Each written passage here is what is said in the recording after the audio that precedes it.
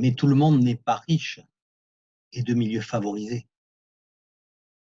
Suzanne Valadon arrive à Paris à 5 ans, en 1870. Sa mère est blanchisseuse et son père inconnu. Que pourrait-elle être? Bonne?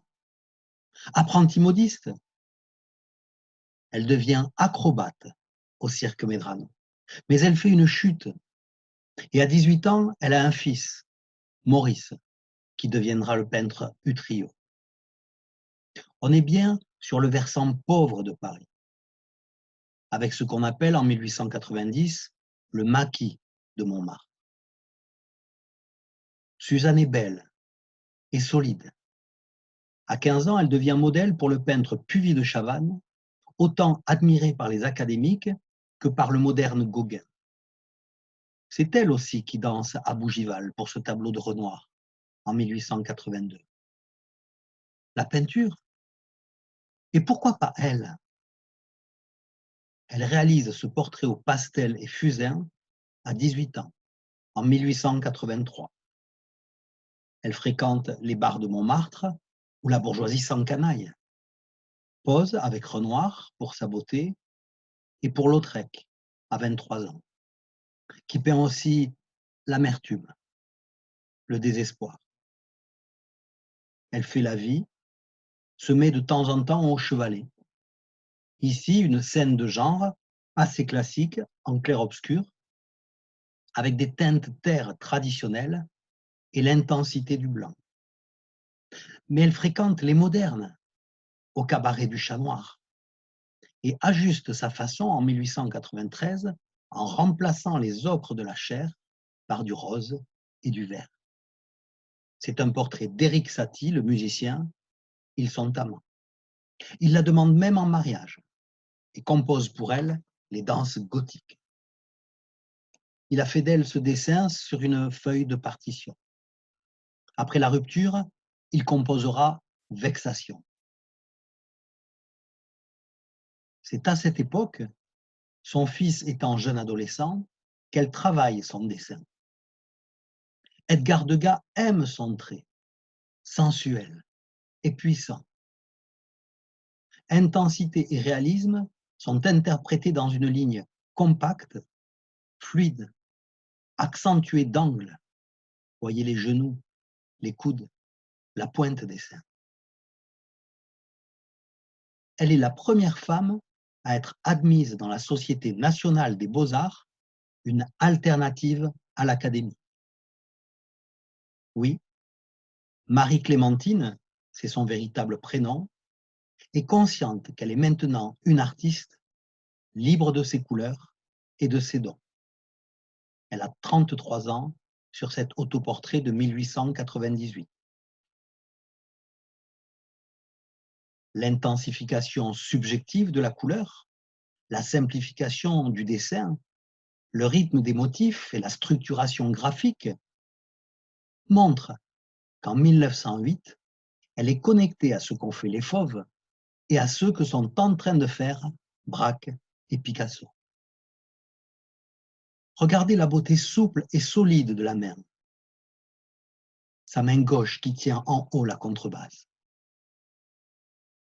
Elle la tient avec force et humilité dans le visage. Eh bien, cette femme symbolise la puissance artistique et la place que les femmes vont prendre dans l'art moderne. Ce sentiment d'égalité, la liberté d'aimer et de peindre, s'exprime dans cet Adam et Ève de 1909. Son amoureux, de 20 ans plus jeune qu'elle, c'est l'ami de son fils, André Hutter. Elle avait quitté son mari. Quand la peinture moderne se tourne vers l'origine, en se dépouillant des mythes et des religions rebattues, on parle de primitivisme. C'est un courant qui va de Gauguin, Cézanne, à Matisse, Derain, Picasso, avec pour thème les baigneuses et les pastorales. Trois nues à la campagne, date de 1909. En plein fauvisme, Matisse, à droite, avait peint cette immense joie de vivre, en 1906. Lignes très souples, couleurs en aplat, auxquelles André Derain répondait en 1907 en cherchant plus de structure, de fermeté géométrique dans les plans de couleurs, en pensant à Cézanne. En 1914, Suzanne Valadon réussissait une synthèse virile entre couleurs, souplesse et construction avec ce lancement au filet qui peut faire penser à des tableaux plus tardifs de Ramiro Arouet ou d'Arteta. En 1912, elle avait reformulé sa réponse à Matisse dans un esprit proche de ce que faisait alors Marcel Duchamp. Notez que la volupté d'être au monde est exprimée par les femmes. L'homme, ici, n'y est que spectateur.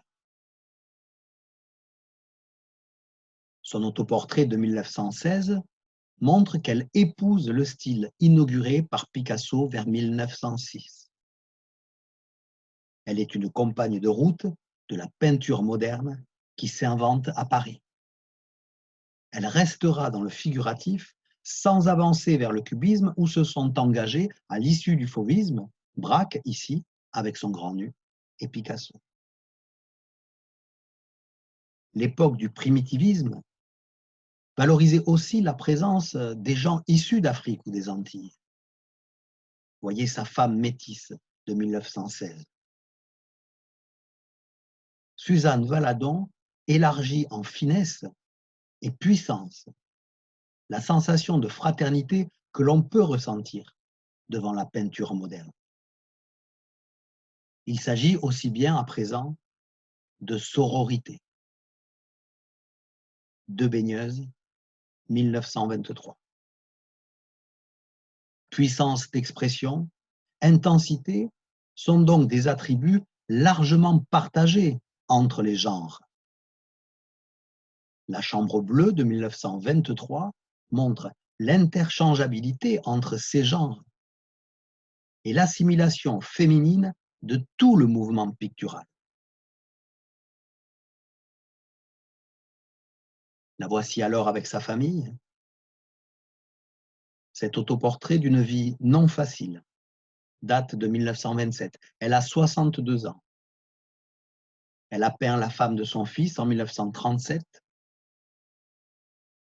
Elle mourra l'année suivante, entourée du respect de Braque, Derain, Picasso.